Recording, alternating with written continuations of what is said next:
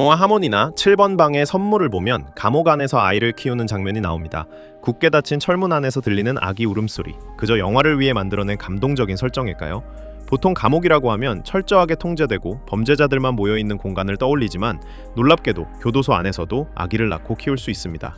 만약 임산부가 죄를 짓고 교도소에 들어오거나 수감 중에 출산일이 다가오면 어떻게 될까요? 일단 임산부 수용자는 일반 수용자와는 다른 대우를 받습니다. 일반 수복 대신 활동하기 편하게 디자인된 임산부 전용 수복을 입고 정기적으로 외부 병원에 나가 산정 검사도 받죠.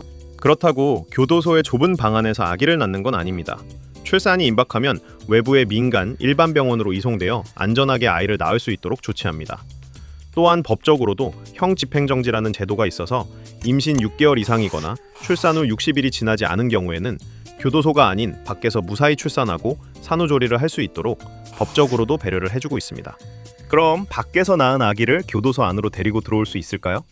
우리나라 형집행법을 보면 여성 수용자는 자신이 출산한 유아를 교정시설에서 기르겠다고 신청할 수 있습니다. 일반 수용자들과 섞여 지내는 것은 아니고 보육거실이라고 불리는 온돌방 형태의 별도 공간에서 아기와 함께 지내게 됩니다. 단, 아주 엄격한 조건이 하나 붙습니다. 바로 생후 18개월까지만 교도소 안에서 육아를 할 수 있습니다. 왜 하필 18개월일까요? 전문가들에 따르면 18개월 무렵부터는 아이의 자아와 인지 능력이 본격적으로 발달하고 기억이 형성되기 시작합니다. 제복을 입은 교도관들, 사방이 막힌 환경, 억압된 생활 패턴을 아이가 시각적으로 인지하고 기억하게 되면 정서 발달에 치명적인 악영향을 미치기 때문입니다. 엄마와의 애착 형성을 위한 최소한의 시간만 허락하는 것이죠. 감옥 안에서 아기를 키운다면 분유나 기저귀 비용은 누가 낼까요? 이 역시 법에 따라 유아에게 필요한 분유, 기저귀, 옷, 장난감 같은 기본 필수품은 모두 국가에서, 즉 세금으로 지원합니다. 수유를 하는 엄마 수용자에게는 일반 식단표 외에 우유나 미역국 같은 특별한 영양식도 제공되죠.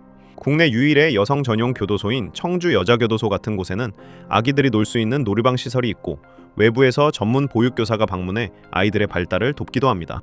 상황이 이렇다 보니 일각에서는 범죄자에게 왜 내 세금으로 육아 지원까지 해주고 미역국을 끓여주냐는 강한 비판의 목소리도 나옵니다.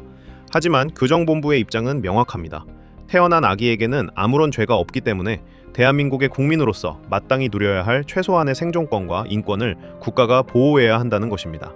하지만 이 따뜻해 보이는 보호의 시간은 18개월을 넘기지 못합니다. 18개월이라는 시간이 지나면 앞서 말한 아이의 인지 발달과 교육을 위해 엄마와 아기는 법에 따라 무조건 이별을 해야만 하죠. 그렇다면 엄마 품을 떠난 이 어린 아기는 교도소 밖으로 나가서 어떻게 되는 걸까요?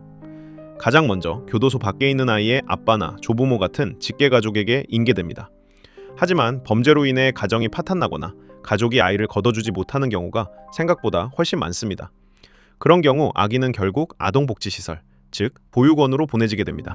죗값을 치러야 하는 범죄자와 아무 죄 없이 교도소에서 태어나 18개월 만에 낯선 세상 밖으로 홀로 나가야 하는 아이. 영화보다 더 씁쓸하고 딜레마로 가득 찬 이 현실이 바로 교도소 출산과 육아의 진짜 모습입니다.